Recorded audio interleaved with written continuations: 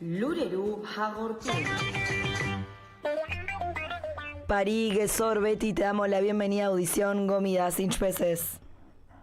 Hola, Pareguesor, Cari, Manu, buenas tardes a toda la audiencia y bienvenidos un domingo más al reporte semanal donde, bueno, seleccionamos algunas noticias de las que consideramos las más importantes de las que ocurrieron durante la semana y lamentablemente, como ocurren tantas cosas, muchas van a quedar por fuera, por eso, bueno, siempre recomendándoles a los oyentes que durante la semana sigan los medios armenios, los de la diáspora, las redes y demás, como para que no les quede nada sin saber, ¿no? Pero bueno, si les parece bien, arrancamos con nuestra triada de noticias de esta semana.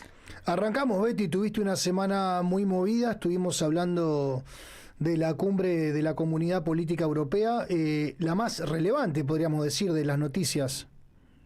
Sí, podemos decir que sí, ¿no? Que esta semana, bueno, Armenia estuvo literalmente en el centro del mapa europeo con un evento bastante importante que fue justamente la cumbre de la Comunidad Política Europea, un espacio que no hace mucho tiempo que se creó, sino que hace algunos años, ¿no? A partir de la guerra de Ucrania, por idea de Macron.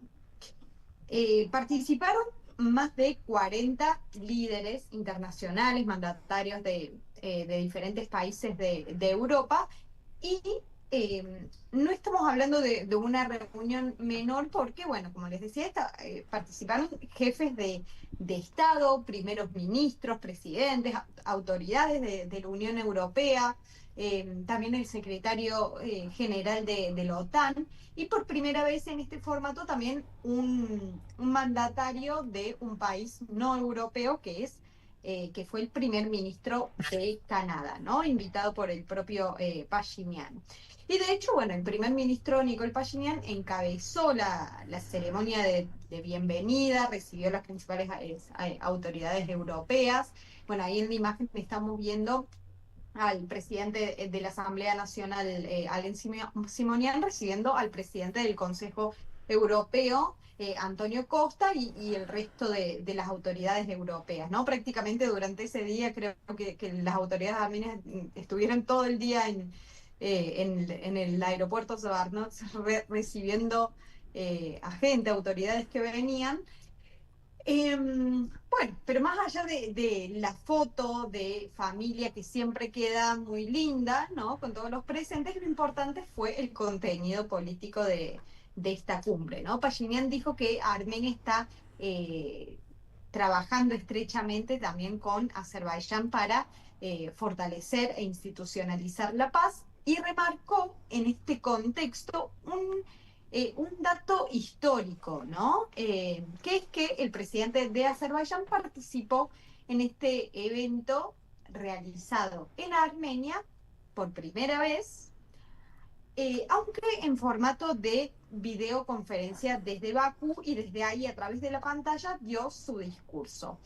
Y acá, bueno, hay que detenerse un segundo porque es uno de los puntos más importantes, ¿no? Esta presencia de Aliyev, porque, bueno, aunque fue remota, fue muy simbólica, ¿no? Pero también bastante incómoda porque, como ya nos tiene acostumbrados, Aliyev se mandó de las suyas y no usó solamente su intervención como para bajar el tono, sino al contrario, ¿no? Defendió la posición de su país, de Azerbaiyán, sobre Artsaj, dijo que su país puso fin al separatismo en Karabaj y volvió a criticar duramente a las instituciones europeas, especialmente al Parlamento Europeo, que sabemos que son bastante reacias estas relaciones, diciendo que, bueno, en el último tiempo el Parlamento Europeo aprobó 14 resoluciones con mentiras, lo califica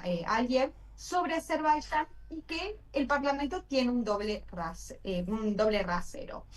Y lo más llamativo es que no hubo una respuesta pública fuerte durante el evento, ¿no? O sea, pasó desapercibido este discurso de Aliyev. También es importante que mencione que, bueno, en paralelo, ¿no? Hubo protestas frente al complejo donde justamente se estaba realizando la cumbre, donde los manifestantes reclamaron por la liberación de los prisioneros armenios detenidos ilegalmente en Bakú y también por los derechos de la población de Artsaj, ¿no? Justamente yo me encontraba ahí cubriendo, ¿no? La entrada de las autoridades y se escuchaba bastante bien desde abajo, o sea, no sé si dimensionas el espacio en el cual, bueno, tuvo lugar esta cumbre, que fue el complejo Garen de Mirjan, en el mismo espacio donde se encuentra el Memorial Cizernagapert. Ahí abajo, después de bastantes escaleras, está la calle, ¿no? Ya subir las escaleras no estaba permitido. Tengamos en cuenta también que este día, el 4 de mayo, fue decretado como feriado, ¿no? Por el gobierno para que no haya circulación de vehículos ni de personas, ni que también para que los agentes del orden, la policía, pueda controlar un poco mejor la ciudad y hacer cada país sus controles correspondientes con sus mandatarios, ¿no? O sea, no hubo trabajo, no hubo escuela, algunos lo resolvieron remotamente, pero bueno, fue un feriado. O sea que estaba en la ciudad como bastante con accesos restringidos. Y eso también, por supuesto, hizo que los manifestantes tengan que quedarse en ese lugar. Sin embargo, como les decía, se escuchaba bastante claramente los reclamos de los manifestantes mientras ingresaban una por una las autoridades europeas. Pero bueno, porque mientras es importante que tengamos en cuenta esto del rol de estas manifestaciones, porque mientras adentro se estaba hablando de una supuesta paz, de estabilidad, de cooperación, afuera había gente que estaba recordando que todavía hay armenios detenidos en Azerbaiyán, que la población de Artsaj fue desplazada por la fuerza y que hay temas que no se pueden tapar con discursos diplomáticos, ¿no? Y es importante que mencionemos que justamente la cuestión de Artsaj no se trató en ningún momento de esta cumbre, como si nada hubiera pasado y como si todos estuvieran fingiendo demencia, ¿no? Sobre lo que pasó desde el 2020 hasta el 2023. Y ese contraste fue bastante fuerte, ¿no? Y en el medio, bueno, Armenia intentando equilibrar todo, un acercamiento a Europa, una negociación con Azerbaiyán, una relación con Turquía, porque en este marco, bueno, vino el, el vicepresidente de Turquía, no vino Erdogan, y ya lo sabíamos que no iba a venir ni Erdogan ni Aliyev, aunque Aliyev, bueno, como les decía, después participó de forma remota, pero en el caso de Turquía se firmó un protocolo para la restauración conjunta de lo que es el puente histórico de Ani, que está, bueno, está destruido. Las partes, Armenia y Turquía, acordaron construirlo juntos, o sea, mirando hacia este proyecto de abrir la frontera terrestre en un futuro muy próximo. Eso tuvo lugar en este marco. Y por otro lado, el día siguiente, bueno, tuvo lugar otra cumbre. Ya todos los líderes, bueno, los mandatarios de los países se fueron ese día, el 4, y quedaron los dirigentes de la Unión Europea y ahí, el 5 de mayo, tuvo lugar en la Casa Presidencial la primera cumbre bilateral entre Armenia y la Unión Europea, también un paso como bastante histórico, ¿no? Porque en este marco, bueno, se firmaron muchos acuerdos, tuvieron primero una reunión privada entre, bueno, el primer ministro Nicol Pashinyan, Antonio Costa, Ursula von der Leyen, la presidenta de la Comisión Europea, Kaja Kallas también, todas autoridades europeas que se reunieron primero en privado con Pashinyan, después en un formato más ampliado, y después ya dieron una conferencia de prensa y ahí sí lo pudimos escuchar, plantearon los resultados y hubo distintas empresas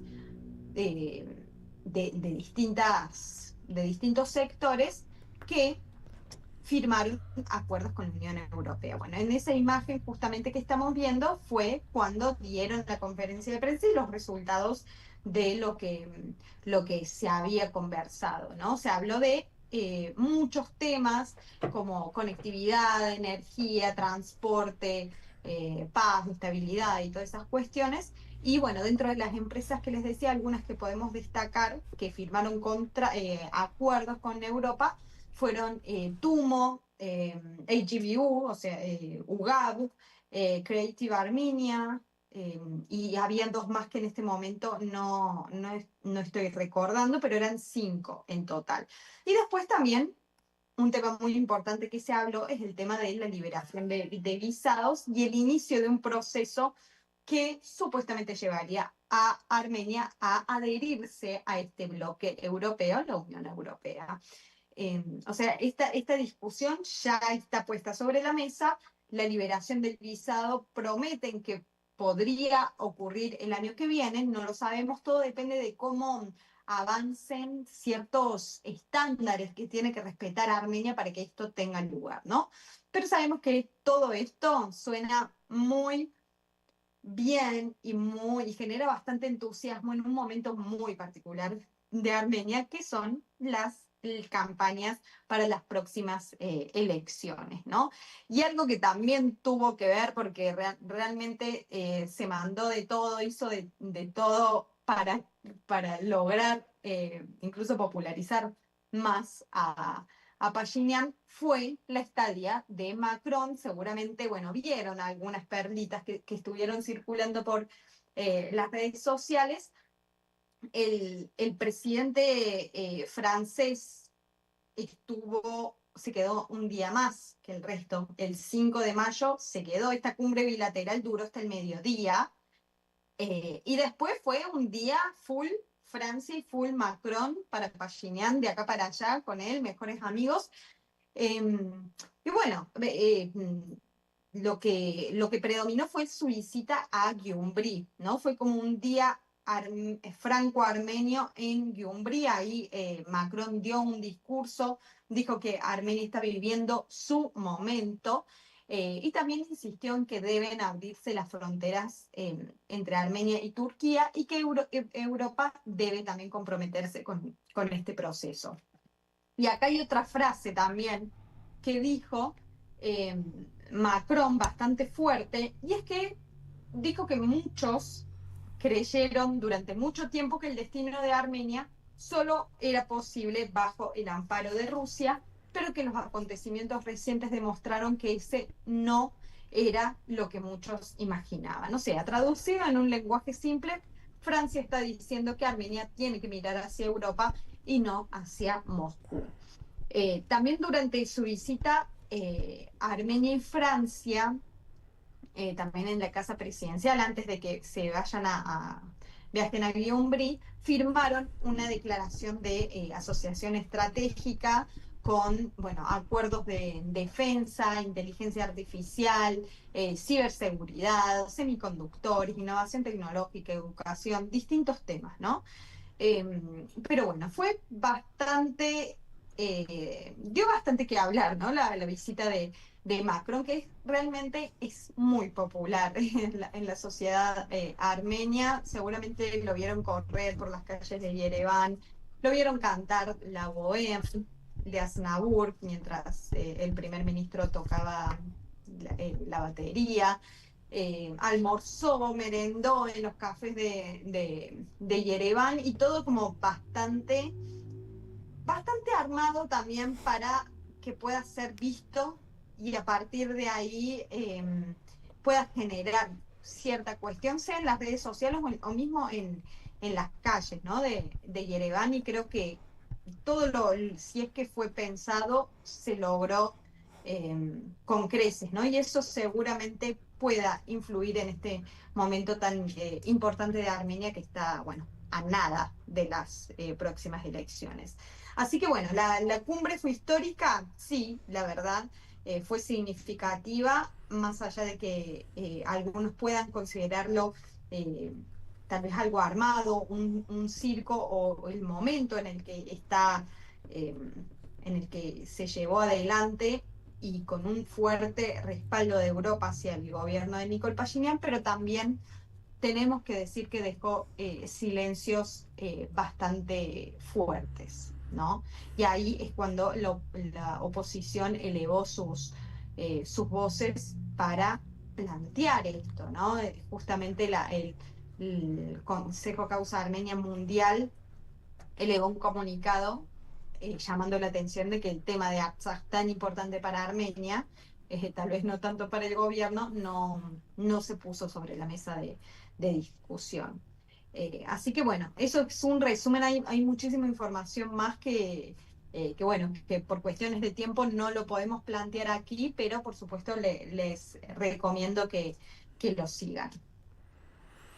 Bueno, muy detallado el informe, también muy hábil la participación de la gestión actual de gobierno en Armenia, orientando a los visitantes hacia sus propios intereses. Se sabe que, como vos dijiste, las elecciones están a la vuelta de la esquina, son el 7 de junio, para el que no lo sabe, y la presencia tanto de Macron como de los dirigentes europeos, por supuesto, se inclinan en favor de las autoridades actuales de Armenia, que aprovecharon los dineros públicos para hacer este recibimiento fastuoso y sacar provecho justamente de la situación que todos estos dirigentes y diplomáticos aportaron a la República de Armenia.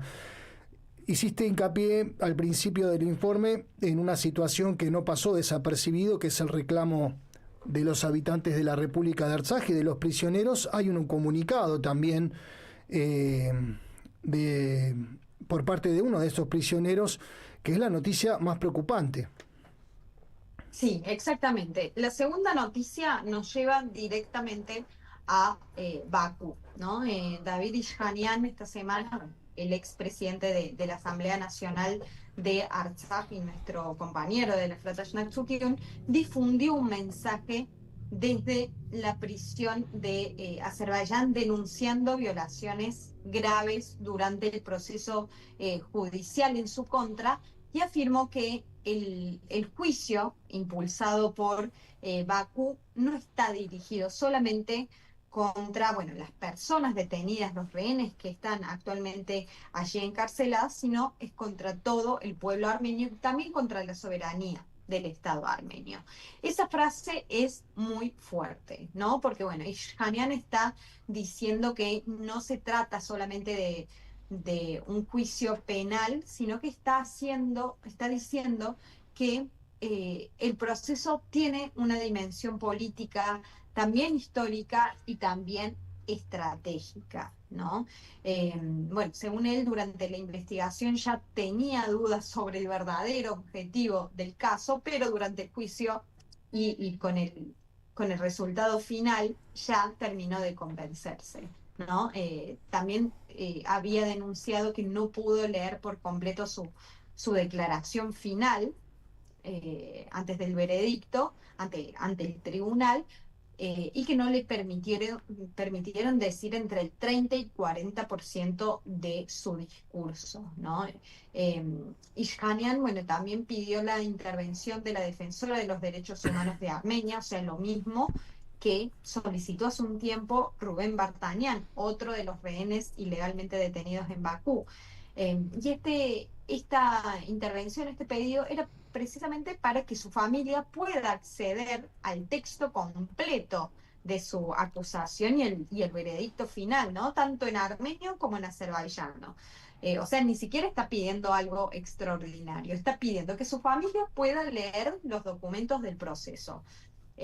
También contó que le entregó una solicitud a la defensora de los derechos humanos de Azerbaiyán durante su visita a la prisión, porque hubo una visita de esta persona, de esta funcionaria, a los rehenes armenios, para que mediara con las autoridades azerbaiyanas. Y acá volvemos al punto de siempre, ¿no? Los prisioneros armenios en Bakú siguen siendo una de las cuestiones más sensibles y más urgentes del proceso político actual, ¿no? Mientras se habla de normalización, hay familias que ni siquiera pueden acceder de forma clara a los documentos de una sentencia. Es una locura realmente. Y en el cierre de su mensaje también dijo algo que fue muy simbólico, y es que llamó a la sociedad armenia a tener fortaleza, voluntad y unidad, ¿no? Y por supuesto, esa frase viniendo desde la prisión tiene otro peso, ¿no? Porque es como una apelación desde una situación de enorme vulnerabilidad. Esta es la noticia, la verdad, más preocupante de la semana, porque nos recuerda que detrás de toda esta diplomacia que comentábamos en la primera noticia, todavía hay personas detenidas, hay procesos cuestionados y también derechos básicos en juego. Justamente este video que estamos viendo, para aquellos que nos están siguiendo por YouTube, fue una entrevista que eh, la realizamos en el 2022, antes del bloqueo de Artsaj, después de la guerra, y bueno, fue también para Audición Gomidas que lo publicamos, y para Diario Armenia también, y él hablaba de cómo, de su arraigo, ¿no? A Artsaj, de cómo toda su vida había transcurrido ahí, y me acuerdo que la última pregunta había sido: ¿cómo te imaginas a Artsaj en los próximos 5 años? Y su visión era, por supuesto, de que la situación era muy compleja, porque en ese momento, la verdad, la incertidumbre de Artsaj era increíble. Seguramente nuestros oyentes lo recuerden, pero sabía que de esa situación se iba a salir. Con el diario del lunes sabemos que nada de eso ocurrió, y el Enver Ishanian está actualmente tras las rejas en Bakú. Increíble cómo terminó esta historia, que esperamos que pronto tenga una solución y que las autoridades de Armenia y de Azerbaiyán hagan lo que corresponde para respetar sus derechos y bueno, para concluir esto, que es realmente una ilegalidad, ¿no? Lo que está ocurriendo con el Enver Ishanian y con el resto de los rehenes armenios. Muy bien, también había trascendido en la semana que Rubén Bardanian había recriminado la inacción de la defensora de los derechos humanos de Armenia acerca justamente de esta situación.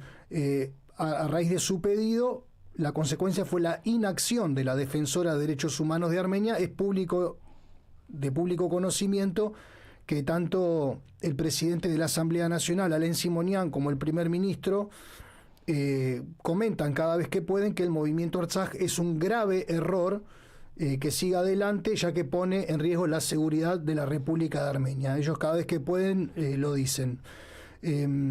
Vamos con la última noticia, porque ya estamos en la recta final prácticamente de lo que queda para las elecciones.